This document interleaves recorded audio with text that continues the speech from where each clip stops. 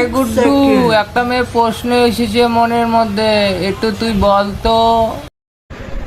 আমার না একটা প্রশ্ন আছে। এটা কোনো প্রশ্ন হলো? প্রশ্নটা হলো, আচ্ছা মাথার চুল তো ঝরে, ठीक है কিন্তু ওখানকার চুল কেন কোনোদিন ঝরে না? ভঙ্গের চুল ধরে না মানে কি? তুমি কি বলতে চাও? ঠিক না, মানে আমার মাথাটা তো এত হেয়ার ফল হয়, কিন্তু মানে